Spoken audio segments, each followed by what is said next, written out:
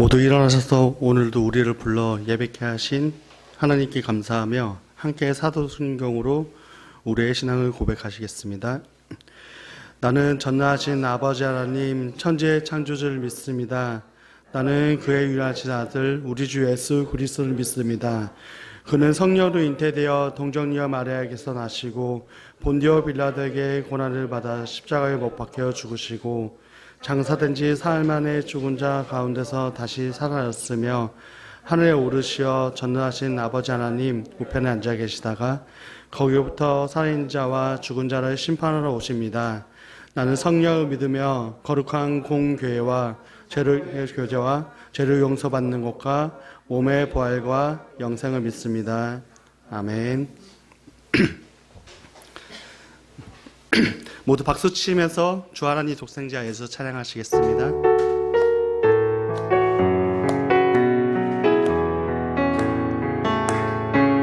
주 하나님 독생자 예수 날 위하여 오시었네. 내 모든 죄 다 사하시고 죽음에서 부활하신 나의 구세주 주 하나님 독생자 예수 날 위하여 오시었네. 내 모든 죄 다 사하시고 죽음에서 부활하신 나의 구세주 살아계신 주 나의 참된 소망 걱정 근심 전혀 없네. 사랑해 주네 갈 길 인도하니 내 모든 삶의 기쁨 늘 충만하네. 주 안에서 거듭난 생명 도우시는 주의 사랑 참 기쁨과 확신 가지고 예수님의 도우심을 믿으며 살아계신 주 나의 참된 소망 걱정 근심 전혀 없네. 사랑해 주네 갈 길 인도하니 내 모든 삶의 기쁨 늘 충만하네. 그 언젠가 주 뵐 때까지 주를 위해 싸우리라. 승리의 길 멀고 험해도 주님께서 나의 앞길 지켜주시리. 살아계신 주 나의 참된 소망 걱정 근심 전혀 없네. 사랑해 주네 갈 길 인도하니 내 모든 삶의 기쁨 늘 충만하네. 살아계신 주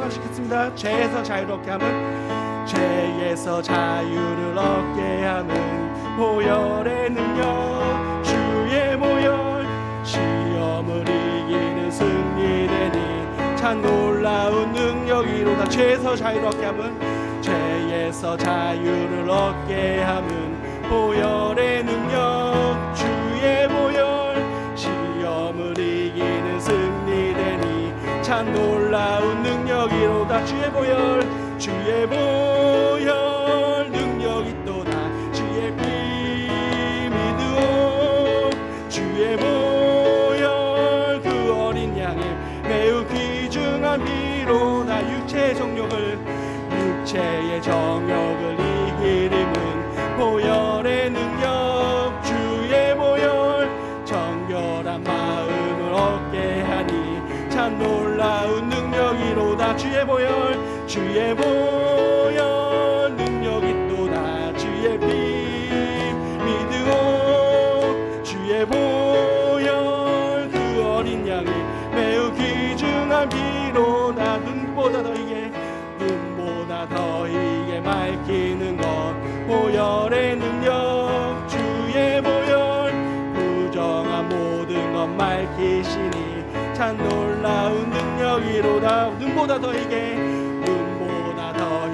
밝히는 것, 보혈의 능력, 주의 보혈, 부정한 모든 것 밝히시니 참 놀라운 능력이로다. 주의 보혈, 주의 보혈 능력이 또다. 주의 피 믿으오. 주의 보혈 그 어린 양의 매우 귀중한 피로다. 구주의 복음을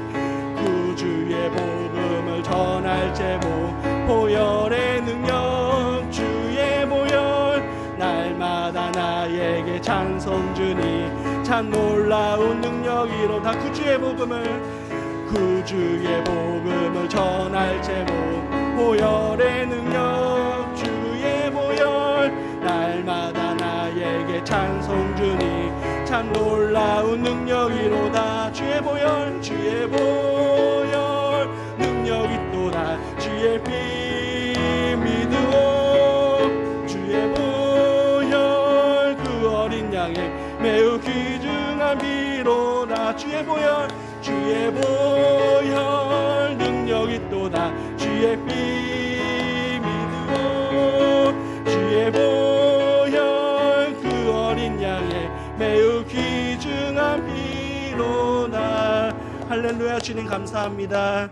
아멘. 하나님의 은혜로 같이 찬양하시겠습니다.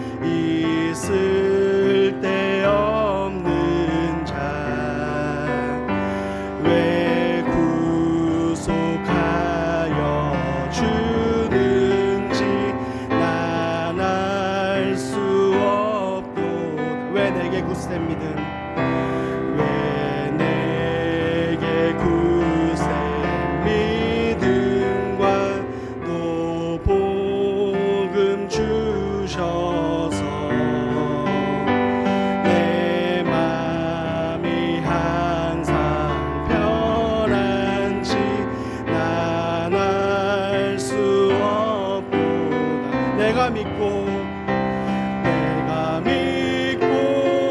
또 의지하는 내 모든 형편 아시는 주님, 늘 보여주실 것을 나는 확실히 아네. 왜 내게 성령 주셔서 내 마음 감동해. 주 예수 믿게 하는지 난 알 수 없도다. 내가 믿고 또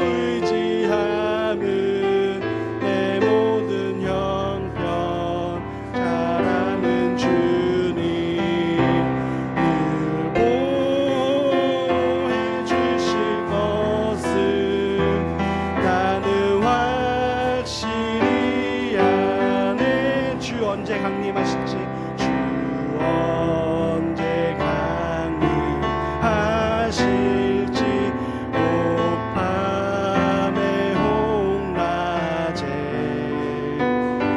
또 주님 만날 그곳도 난 알 수 없도 주 언제 강림하실지 주 언제 강림하실지 혹밤에 홍낮에 또 주님 만날 그곳도 난 알 수 없도다. 내가 믿고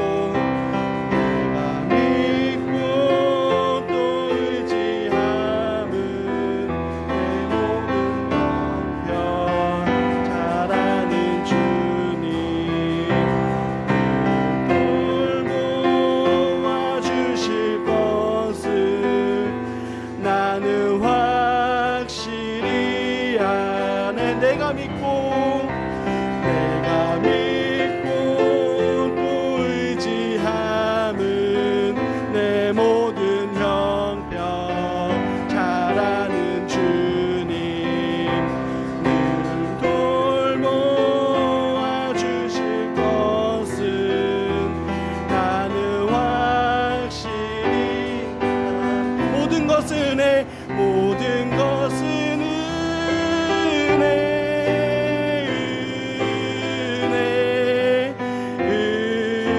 은혜 한없는 은혜 내 삶에 당연한 것 하나도 없었던 것은 모든 것이 은혜였소. 내가 누려왔던 모든 것들이 내가 지나왔던 모든 시간이 내가 걸어왔던 모든 순간이 당연한 것 아니라 은혜였소. 아침 해가 뜨고 저녁에 노을 봄의 꽃향기와 가을의 열매 변하는 계절의 모든 순간이 당연한 것 아니라 은혜였소. 모든 것이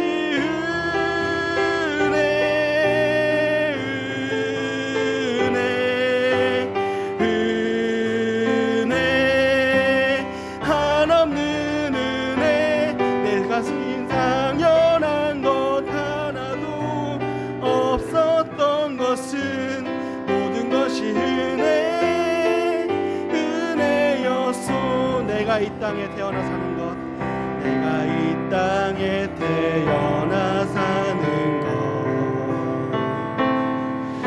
어린아이 시절과 지금까지 숨을 쉬며 살며 꿈을 꾸는 삶 당연한 것 아니라 은혜였소. 내가 하나님의 자녀로 살며 오늘 찬양하고 예배하는 삶 복음을 전할 수 있는 축복이 당연한 것 아니라 은혜였소. 모든 것이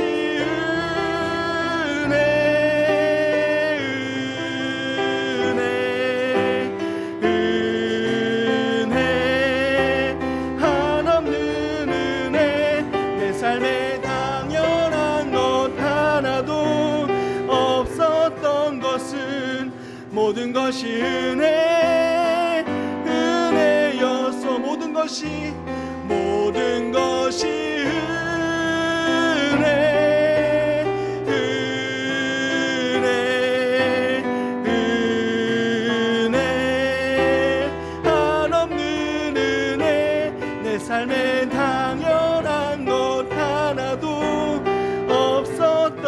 모든 것이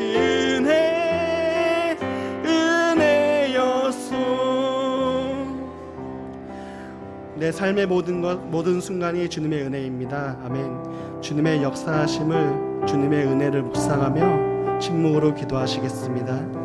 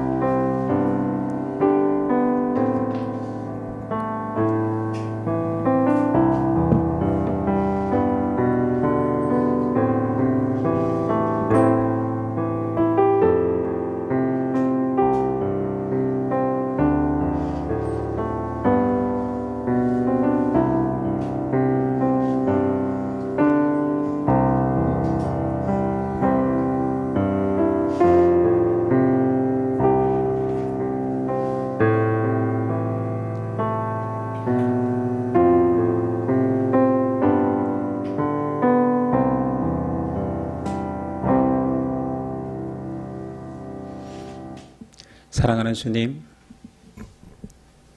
우리가 하나님이 베푸신 모든 은혜 속에서 은혜를 발견하면 얼마나 좋겠습니까? 변해가는 시간 속에서, 변해가는 환경 속에서 상황을 탓하기보다 그 속에서 하나님이 얼마나 큰 은혜로 인도하시고 보호하시고 우리를 사랑하시는지 깨달아 알기를 원합니다.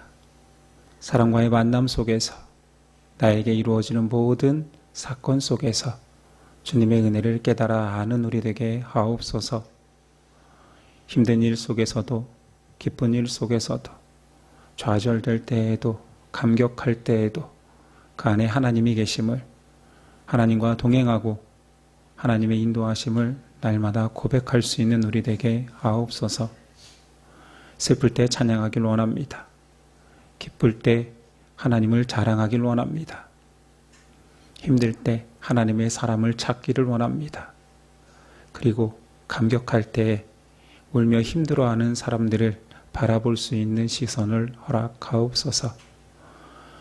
예수님의 사랑이 너무 커 그 사랑에 잠겨 살 때 우리 안에 감격만 있게 하지 마옵시고 그 사랑에 밖에서 힘들어 외로워 떠는 자들의 모습도 발견할 수 있는 우리 되게 하옵소서.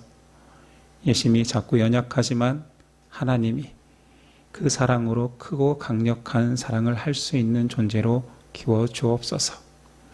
오늘도 말씀 중에 하나님을 알아가길 원합니다. 말씀이 능력이 되어 우리의 삶을 바꿔가는 경험을 하게 하옵소서. 기대하오며 예수 그리스도의 이름으로 기도드립니다. 아멘.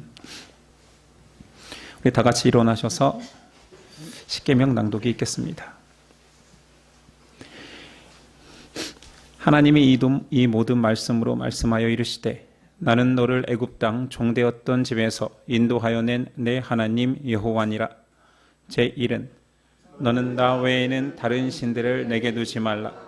제2는 너를 위하여 새긴 우상을 만들지 말고 또 위로 하늘에 있는 것이나 아래로 땅에 있는 것이나 땅 아래 물속에 있는 것에 어떤 형상도 만들지 말며 그것들에게 절하지 말며 그것들을 섬기지 말라. 제3은 너는 내 하나님 여호와의 이름을 망령되게 부르지 말라. 제4는 안식일을 기억하여 거룩하게 지키라. 제5는 내 부모를 공경하라. 제6은 살인하지 말라. 제7은 간음하지 말라. 제8은 도둑질하지 말라. 제9는 내 이웃에 대하여 거짓 증거하지 말라. 제10은 내 이웃의 집을 탐내지 말라. 예수께서 이르시되 내 마음을 다하고 목숨을 다하고 뜻을 다하여 주 너의 하나님을 사랑하라 하셨으니 이것이 크고 첫째 되는 계명이요 둘째도 그와 같으니 내 이웃을 내 자신같이 사랑하라 하셨으니 이 두 계명이 온 율법과 선지자의 강령이니라. 아멘.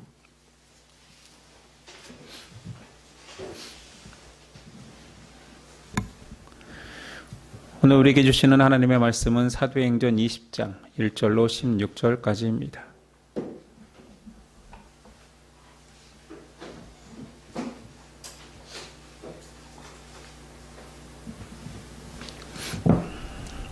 사도행전 20장 1절로 16절까지 저와 여러분들이 한 절씩 교독하겠습니다. 20장 1절입니다. 소요가 그침에 바울은 제자들을 불러 권한 후에 작별하고 떠나 마게도냐로 가니라.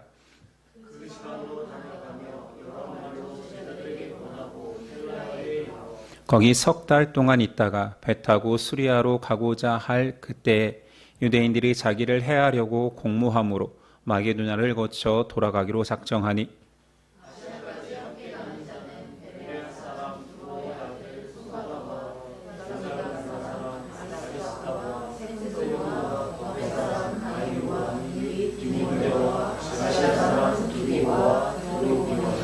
그들은 먼저 가서 드로아에서 우리를 기다리더라.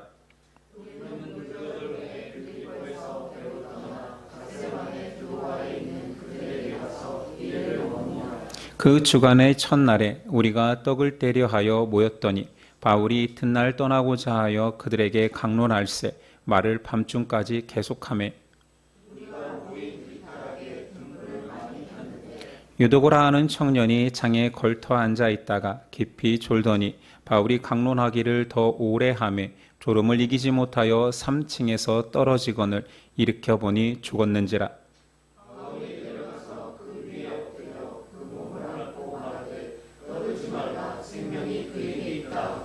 올라가 떡을 떼어 먹고 오랫동안 곧 날이 새기까지 이야기하고 떠나니라.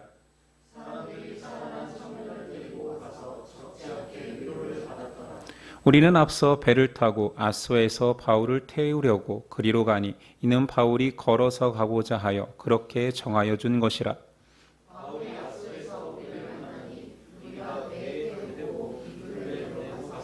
거기서 떠나 이튿날 기오 앞에 오고 그 이튿날 사모에 들르고 또 그 다음 날 밀레도에 이르니라.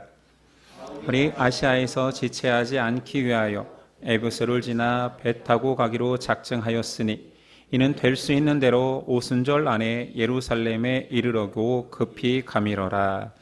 아멘. 오늘 말씀의 제목은 유두고의 죽음과 부활의 의미.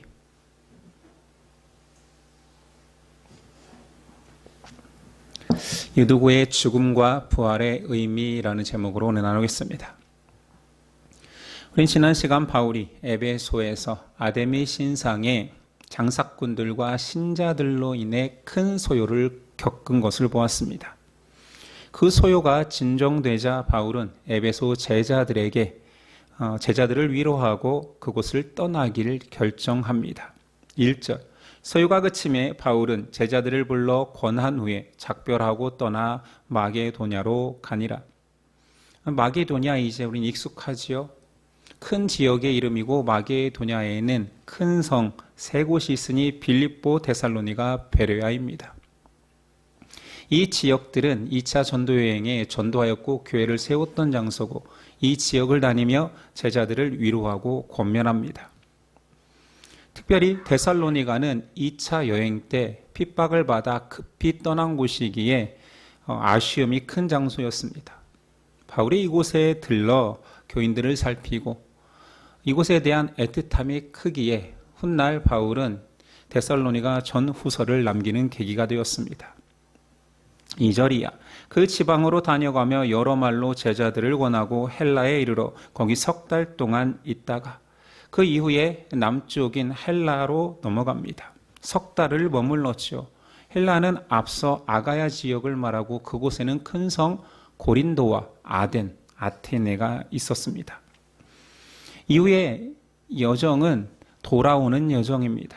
3절 이하에 배 타고 수리아로 가고자 할 때 유대인들이 자기를 해하려고 공모함으로 마게도냐를 거쳐 돌아가기로 작정하니 헬라 지역을 방문한 이후에 바로 그곳에서 배를 건너면 아시아 땅 수리아 지방에 들어갈 수 있으나 유대인들이 아직도 헤아려 한다라는 소식을 듣게 되어서 원래 되짚어 왔던 윗땅 마게도냐로 다시 되짚어 돌아갑니다. 그리고 마게도냐에서 아시아로 진입하는 드로아에서 바울이 배출한 동역자들과의 만남이 있었지요. 이름이 기록되어 있으니 소바도, 아리스타고, 세군도, 가이오, 디모데, 두기고, 드로비모는 유럽과 아시아에서 바울이 전도하여 세운 교회의 지도자들이었습니다. 이들과의 만남은 바울 선교의 성과, 열매를 상징하겠지요. 그가 지금까지 전도 여행에서 얼마나 혼자 고전분투했습니까? 그러나 이제는 더 이상 홀로가 아닌 동역자들과 함께하는 사역자임을 보여줍니다. 홀로 모든 것을 감당해야 됐던 자에게 동역자가 생긴다라는 것은 놀라운 축복이며 은혜입니다. 이 드로아에서 형제들과 모임을 갖습니다. 7절. 그 주간의 첫날에 우리가 떡을 떼려 하여 모였더니, 중요한 것은 그 주간의 첫날입니다. 안식일이 아니죠. 더 이상 유대인의 관습에 따라 안식일에 모인 것이 아니라 주간의 첫날 주일에 모입니다. 또한 떡을 떼려 모였다라는 것은 떡 나눠 먹겠다는 소리가 아니라 우린 잘 알지요. 성찬식을 의미합니다. 그 당시에는 성찬 이후에 식사를 같이 했기 때문에 성찬과 애찬이 함께 진행되었습니다. 드로아에서 성찬식은 두 가지 의미를 갖습니다. 첫 번째는 이방 교회에서 안식일이 아닌 주일날 정식으로 모여 말씀과 성찬을 나누었다라는 대표적 기록입니다. 바울은 더 이상 유대인의 관습을 가지고 안식일을 지키는 자가 아니라 주님이 부활하신 주일을 지키는 자임을 알게 됩니다. 두 번째 의미는 이 예배가 예수님이 제정하신 성찬과 말씀을 나누는 강론 중심의 예배였다라는 것입니다. 이 예배의 모습이 지금 오늘날 우리에게까지 이어지고 있는 거지요. 바울의 강론은 밤 늦게까지 진행됩니다. 바울의 타고난 열정 때문에 그렇게 늦게까지 진행한 것도 있겠지요. 아직도 예수님이 전하신 말씀과 구약의 말씀을 다 이해시키고 싶은 열정이 가득했기도 하겠지만 말씀해 보니 다음날 떠납니다. 떠나면 다시 언제 볼 줄 모르니 늦게까지 나눔이 계속되었습니다. 문제는 이때 창문에 걸터 앉아있던 한 청년이 졸다가 떨어져서 죽는 사고가 발생합니다. 우리는 그냥 이것을 그냥 있었던 일이지라고 생각하면 그렇게 큰 사건이 아닐 수도 있는데, 아니 말씀을 전하는 그곳에서 말씀을 듣다가 떨어져 죽었다니 이는 어마어마한 끔찍한 사건입니다. 실제로 원문에서도 그가 떨어져 살펴보니 기절했다 이런 정도가 아니라 죽었다라고 명확히 지적하고 있습니다. 이 사건이 참 독특하고 특이하잖아요. 끔찍한 사건이잖아요. 그래서 제가 신앙생활하면서 이 설교를 참 많이 접했습니다. 제가 들었던 목사님들은 유드고가 창가에 앉아있는 그 장면을 통해 상상력, 설교를 유추해내는 거였습니다. 들었던 내용의 첫 번째 내용은 영적 무관심에 대한 경고였습니다. 쉽게 말해 설교 중에 졸면 위험하다지요. 죽을 수도 있다.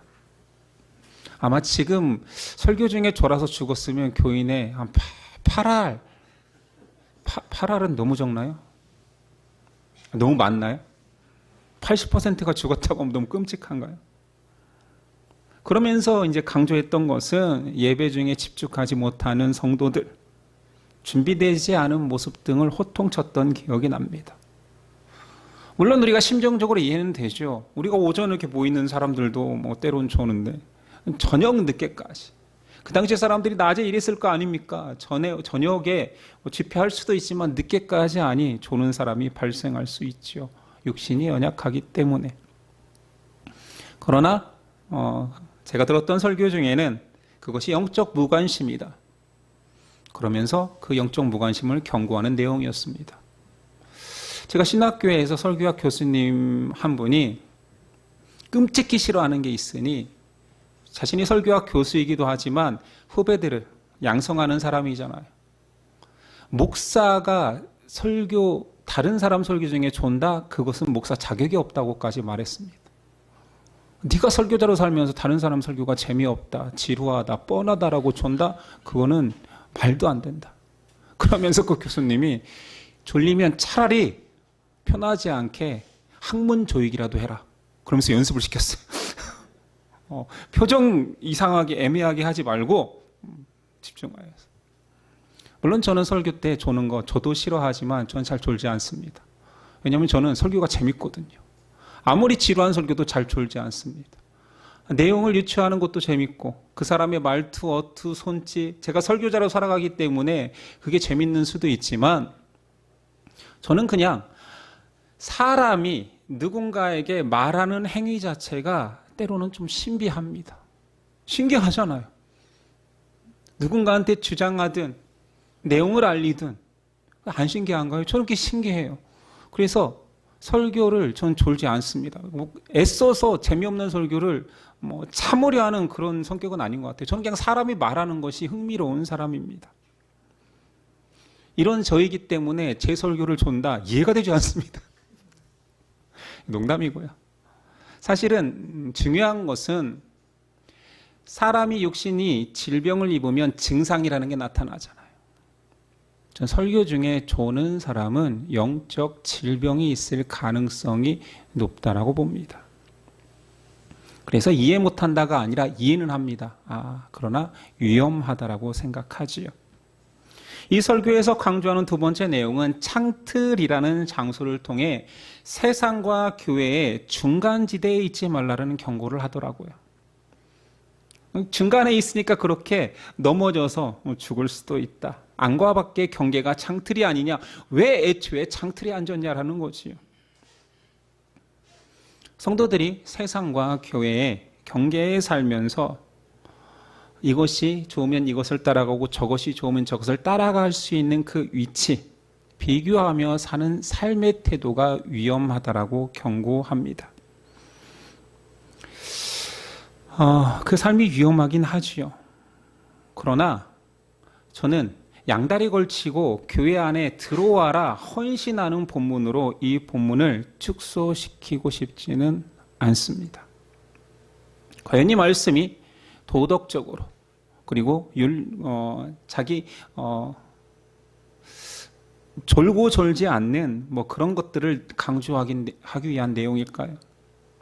오늘 말씀 한번 계속 봅시다. 유도고는 어찌됐든 죽었습니다. 가장 먼저 대처한 사람은 바울입니다. 말씀에 바울이 그의 위에 엎드려 앉고, 인공호흡을 한 게 아니겠지요. 엎드려 앉았다라는 것은 구약의 많은 모습에서 등장하듯 죽은 자를 살리기 위한 기도의 행위입니다. 간절히 기도했다라는 것입니다. 죽음에 놀라서 허둥대는 사람들을 향하여 바울은 떠들지 말라, 그의 생명이 그에게 있다고 말하므로 자신이 기도한 이후에 청년이 살아났음을 알려줍니다. 이 기적으로 인하여서 거기 있던 많은 사람들이 위로를 받았다고 합니다. 그리고 그 큰 사고가 일어난 이후에 바울은 또다시 날이 새도록 떡을 떼며 말씀을 전합니다. 이 또한 저는 놀랍습니다. 그 큰 사건 이후에 밤새도록 말하고 싶습니까? 또 이런 일이 발생하거나 유두고가 걱정스러워서라도 다 돌려보내야지. 그러나 그는 그렇게 행동하지 않습니다. 자, 이 사건의 영적 결론은 단순히 도덕적 설교를 강조하기 위한, 도덕적 태도를 강조하기 위한 것이 아니라 사건의 맥락 속에 있습니다. 먼저 그 날은 그리스도께서 부활하신 주일입니다. 그때에 행해진 일은 새 생명을 기념하는 성만찬이 진행되고 있습니다. 한 사람의 실수로 끔찍한 사건이 벌어졌지만 바울은 기도로 유도고를 살립니다. 이것이 단순히 우연에 의해서 일어난 사건이 아니라 부활하신 주일 새 생명을 알리는 성만찬과 함께 이루어진 일로 본다라면 복음의 메시지를 눈앞에서 보여주는 한편의 연출, 연극과도 같다라는 생각이 듭니다.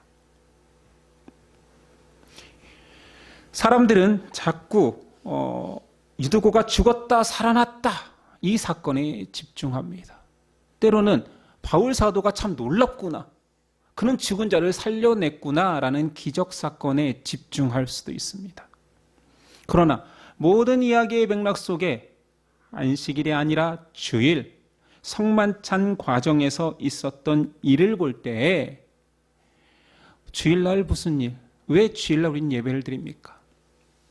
예수님 부활하신 날이잖아요. 성만찬이 상징하는 것은 무엇입니까? 너는 새 떡, 이 떡을 먹은 자는 새 생명을 얻을 거라는 선포의 의식이잖아요.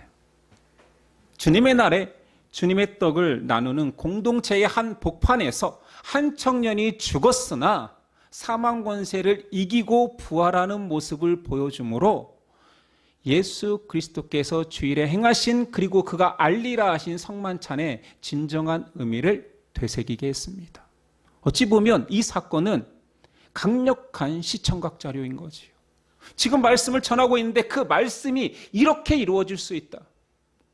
하나님의 말씀은 죽은 자를 살린다. 예수께서 그렇게 하셨다라고 전하면서 그 일을 실제로 보여준 것입니다. 그 이후에 바울의 행적은 간단하게 기록되어 있습니다. 드로아에서 아소로 향하고 미들레네를 거쳐 기오, 사모를 거쳐 밀레도에 도착합니다. 밀레도는 3차 전도 여행 핵심 지역인 에베소 남부의 항구입니다. 에베소에 들릴 법도 한데 바울은 에베소를 들리지 않고 급하게 예루살렘으로 향합니다. 그 이유를 유추하기는 6월절이 가까워지니 급히 돌아갑니다. 왜 6월절을 지키려 했을까요?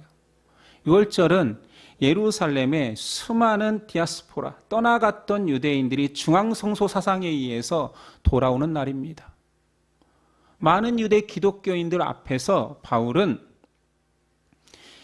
이방에 전해진 하나님의 복음과 성령의 역사를 증거하고 싶었던 것입니다.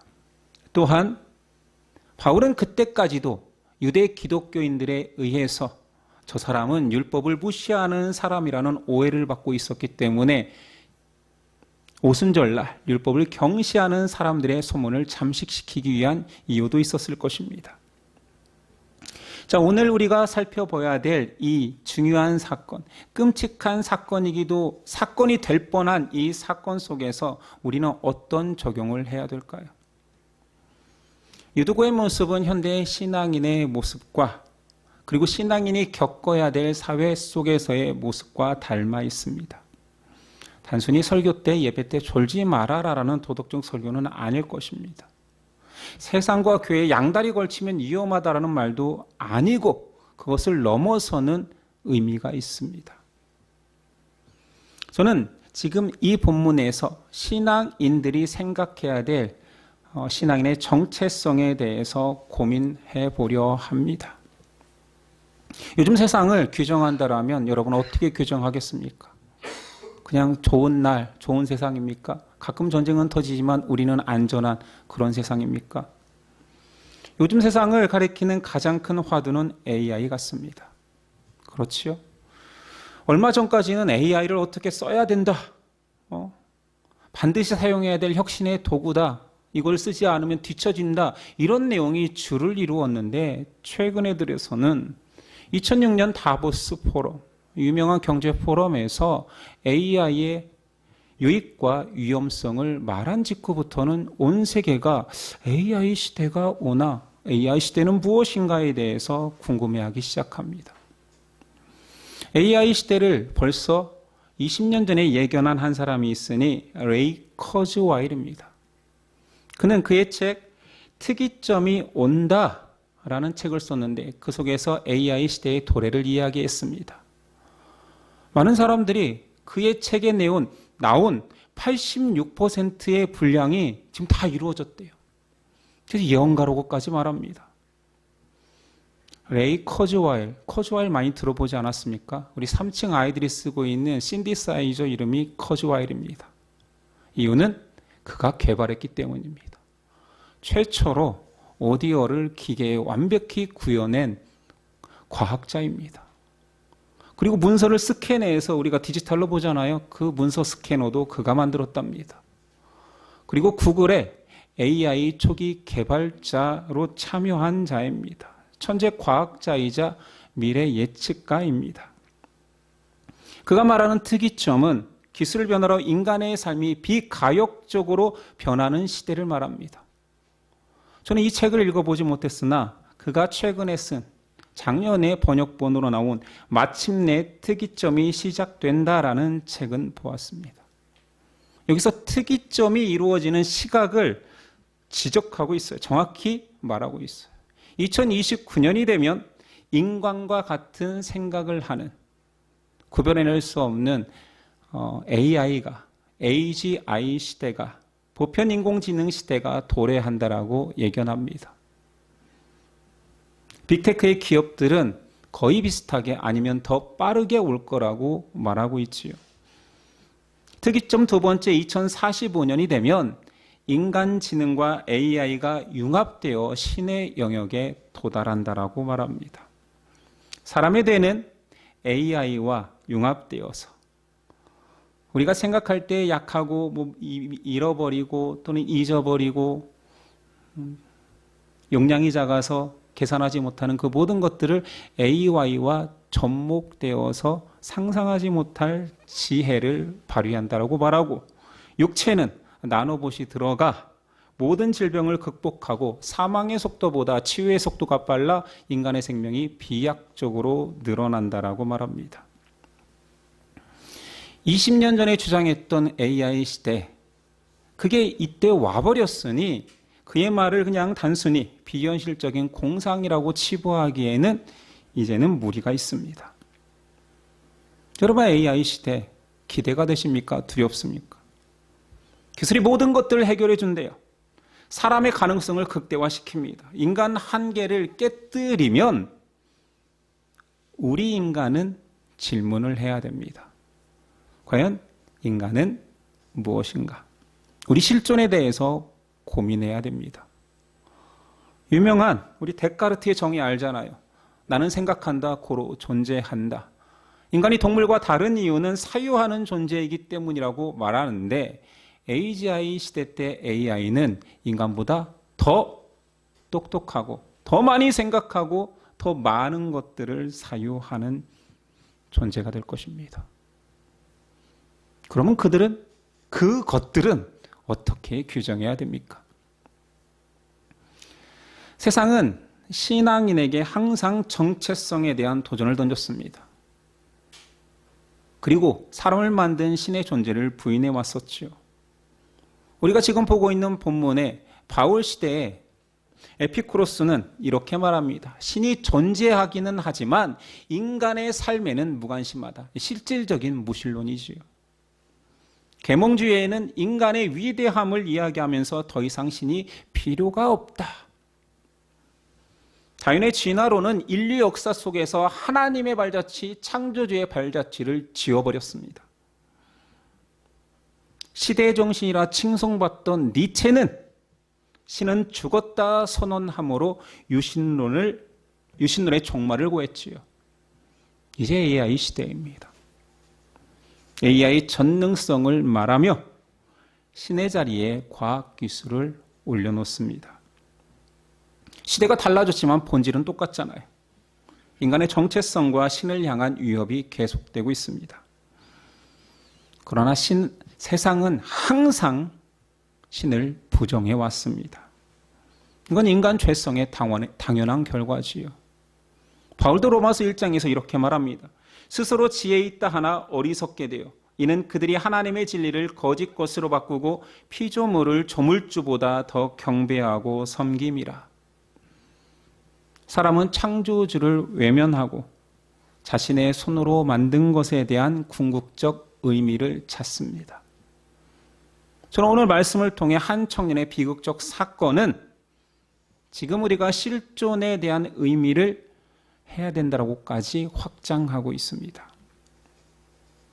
사람의 죄는 그 죄로 말미암아 사람의 존재 자체를 추락하는 존재로 바꾸었습니다. 그러나 복음은 그 추락하는 사람을 다시 일으켜 세우지요. 오늘 본문은 인간의 성공 실패, 삶과 죽음에 대한 관심이 아니라 그 인간을 다시 살리시고 영원히 살게 하시고 회복시키는 하나님에게 초점이 있습니다. 사람은 계속적으로 내가 모든 것을 할 수 있다. 나 스스로 신없이도 살 수 있다라고 말합니다. 과학은 앞으로 그쪽으로 더 강하게 주장할 것입니다. 그러나 100년을 살든 200년을 살든 사람은 죽습니다. 아니, AI에 의해서 영원히 내 의식이 데이터화되어서 살 수 있다 라고까지 말하지만 과연 그렇습니까? 넌 돼도 안 돼도 상관없다고 생각합니다. 그렇다고 해서 하나님의 자리, 우리의 실존이 사라지지는 않는다고 생각합니다. 여러분도 한번 고민해 보십시오. 단순히 설교가 재미있어서 들린다. 밖에 신선한 바람을 맞고 싶으니까 창가에 앉아 있다. 이런 문제가 아니라 나는 어떤 존재이며 나에게 하나님은 절대자는 어떤 존재인지 고민할 때입니다. 저는 AI가 던진 인간 실존에 대한 화두가 너무 재밌습니다. 인간의 절대성을 부여하는 과학자들의 생각도 재밌고 그걸 단순히 모르기 때문에 위험하다고 말하는 신앙인들의 생각도 재밌습니다. 그러나 이것이 재미로 끝나지 아니하고 우리에게 그 질문의 답을 요구하고 있습니다. 바울의 초점은 오직 창조주 하나님에게만 맞춰 있습니다. 바울이 만약 자신의 실존의 의미를 자신에게서 발견하려고 한다라면 그는 자신에게 관심을 갖기 때문에 결코 자신을 위험에 빠뜨리지 않습니다. 아니, 선교지를 갈 수는 있어요. 전도를 할 수는 있어요. 그러나 위험한 전도지에 또다시 들어가는 그런 무모한 행동을 자신이 중심인 사람은 할 수가 없습니다. 맞지요? 그는 자신의 존재의 의미가 하나님이 주신 사명에 있기 때문에 자신의 생명보다 귀한 이 복음 사역을 위해 목숨을 위협받는 장소에 또 갈 수 있었던 것입니다. 그에게 하나님은 나를 지으시고 나를 구원하시고 나를 인도하시고 종국적으로는 나를 심판하시는 하나님임을 믿기 때문에 가능한 행동입니다. 그가 그렇게 열심히 내어서 얻은 것이 부입니까? 명예입니까? 아닙니다. 오히려 그 모든 것들은 사라져갔습니다. 자기가 지금까지 쌓아왔던 모든 지식을 부인할 정도로 하나님만 바라보며 간 것은 그에게는, 그의 가치 속에는 오직 하나님과 그의 말씀만 있었기 때문입니다. 쉽게 말해 그는 말씀에 죽고 사는 존재입니다. 그의 핵심을 나타내는 말이 그 행동 속에 있습니다. 여러 말로 제자들에게 권하고 밤중까지 계속하매. 아니, 제일 피곤한 사람이 바울 아닐까요? 유두구가 피곤할까요? 바울이 피곤할까요? 다음 날 아침부터 떠나야 될 여정이 있는 자가 바울입니다. 그런데 하나님의 사명, 그 말씀을 전하기 위해서 심지어 나를 셉니다. 형제가 다쳐서 죽었다 살아나도 그건 별로 관심이 없어요. 아니, 관심이 없다기보다 더 큰 관심이 있으니 이 모든 자들이 생명이 죽고 사는 것보다 더 중요한 영적인 죽음이 있다. 진짜 사는 복음이 지금 여기 있으니 내가 전하지 아니할 수 없다. 날이 새도록 전하는 것입니다. 바울은 세상 가치, 사람들이 할 수 있다는 능력, 그 모든 것들에 따라서 살기보다 복음의 가치와 사명이 중요한 사람입니다. 왜냐하면 그에게는 하나님이 자기 인생의 가장 중심에 있기 때문입니다. 이것이 오늘날 사는 우리에게, 우리 모두에게 주는 하나님, 성경의 정답입니다. 우리에게 시련이 있습니다. 아픔이 있습니다. 좌절도 있습니다. 아니, 성공도 있을 수 있습니다. 완벽하게 놀라운 우리 시대상이 열릴 수도 있습니다. 그렇다고 해서 뭐가 바뀌는데요? 그렇다고 해서 하나님이 사라집니까? 아니, 우리의 존재가, 우리가 원래 하나님이 창조했던 자에서 진화한 세포로 바뀝니까? 신앙인은 아주 단순하게 살아가면 됩니다. 말씀 안에서 살면 돼요. 예배는 무엇이냐? 그리스도가 그의 살이 우리를 살린다는 성만찬에 참여하고 그의 말씀이 우리를 살린다는 그의 말씀을 듣는 것이 예배입니다. 2000년 전에도 그러했고 지금도 그렇습니다. AI를 추종하느냐 믿느냐 안 믿느냐의 문제가 아니라 너는 어떻게 살 것이냐, 성만찬 그 떡에 참여함과 말씀 속에서 살겠습니다 하면 되는 것입니다. 너무 원론적인 이야기지만 너무 쉬운 이야기지요. 하나님을 부인하든 부인하지 않든 우린 그런 세상을 살아갈 것입니다. 성도는 어떻게 살면 되느냐? 예수를 먹고 예수님의 말씀을 먹으면서 살아가면 됩니다. 우리도 창틀과 같은 환경에 놓일 수 있겠지요. 같은 경계 속에서 마음이 흔들릴 수도 있습니다. 세상을 택할지 교회를 택할지, 세상 가치를 택할지 하나님을 택할지 우리도 갈등할 것입니다. 그러나 오늘 말씀은 어떠한 상황이 되든 너를 살리는 것은 말씀이라 말하고 있습니다. 여러분, 말씀이 나를 살리는 경험을 꼭 하시고 그 경험으로 사십시오. 우리의 신앙 고백 속에 다 들어있는 그 고백이 진실된 고백될 수 있도록 나를 바꿔 가십시오. 유도구처럼 우리도 창틀에 있다가 떨어지는 부끄러움이나 수치, 위기를 당할 수 있습니다. 그게 그 사람 인생을 판가름하는 사건이 아니라 일어날 수 있는 해프닝임을 기억하시고, 그렇더라도 나는 말씀을 붙들어 소생하는 자로 살겠다 고백하면 됩니다. 아파도 됩니다. 좌절해도 됩니다. 말씀이 있다면 다시 살아날 수 있습니다. 넘어져서 수치스러울 수 있습니다. 내 인생에서 그 순간은 잊어졌으면 좋겠다는 순간이 있을 수 있습니다. 그때가 하나님의 품에 깊이 안길 수 있는 은혜의 때임을 기억하십시오. 앞으로 제가 잠깐 소개한 것보다 더 혼란스러운 세상이 올 수도 있습니다. 세계관이 흔들리고 가치관이 흔들리고 인간관이 흔들리는 세상이 올 수도 있습니다. 그때 우리는 흔들리는 우리 주변 사람들, 우리 자녀들, 우리 가족들에게 하나님이 세상을 만드셨고 우리는 그의 백성이며 하나님은 그 백성을 위하여 크고 놀라운 일을 계획하고 계신다라며 복음을 전합시다. 그리고 흔들리는 형제 자매가 있거들랑 AI 공부하기 이전에 제발 말씀을 좀 보렴. 말씀은 너를 어떻게 규정하고 있고 말씀은 너에게 어떤 의미가 있는지 먼저 깨달아 알기를 원하는, 그렇게 전하는 저와 여러분 되었으면 좋겠습니다. 기도하겠습니다. 하나님, 세상이 항상 하나님을 부인해 왔습니다.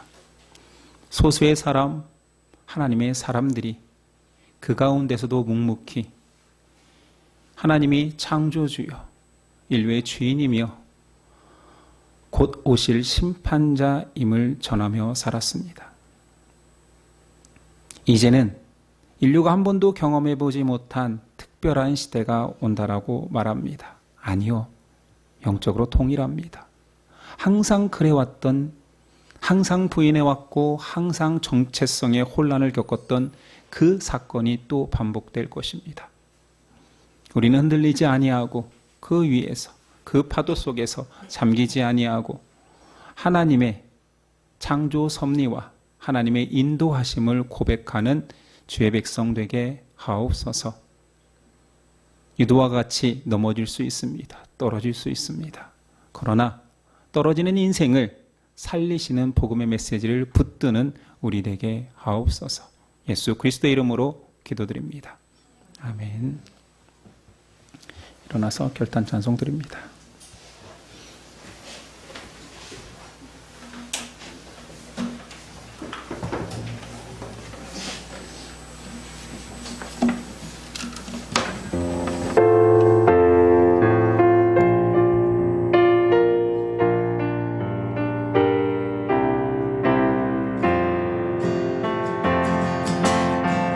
세상엔 들리고 사람들은 변하여도 나는 주를 섬기리. 주님의 사랑이 영원히 변하지 않네. 나는 주를 신뢰해. 믿음은 들리고 믿음은 들리고 사람들 주를 떠나도 나는 주를 섬기리. 주님의 나라니 영원히 쇠하지 않네.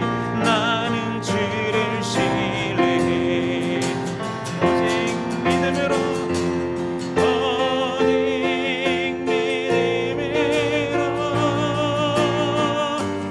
믿음으로 내가 살리라.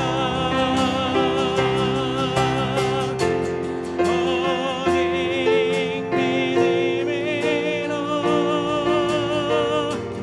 믿음으로 내가 살리라. 다시 고백합니다. 세상은 들리고 사람들은 변하여도 나는 주를 섬기리. 주님의 사랑이 영원히 변하지 않네. 나는 주를 신뢰해. 믿음은 들리고 믿음은 들리고 사람들 주를 떠나도 나는 주를 섬기리. 주님의 나라니 영원히 쇠하지 않네. 나는 주를 신뢰해.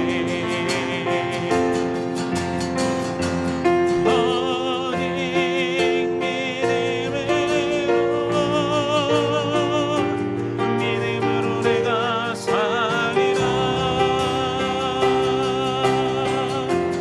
오직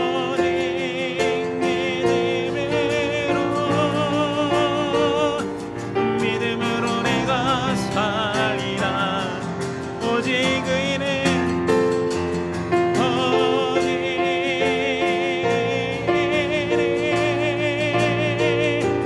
믿음으로 말미암아 살리라.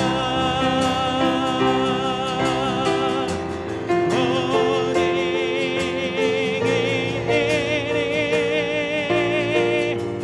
믿음으로 말미암아 살리라. 오직 믿음으로 오직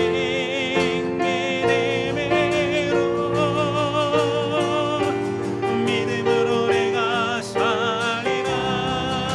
아멘.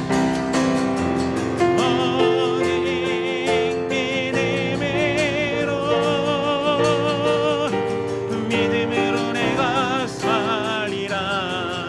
오직 의인은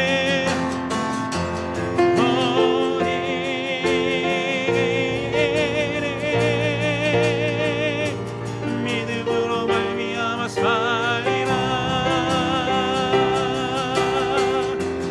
오직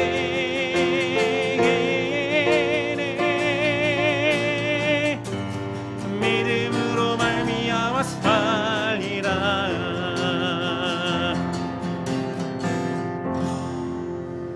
아멘. 기도하시겠습니다.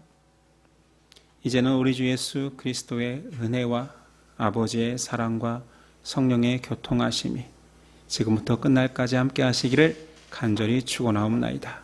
아멘.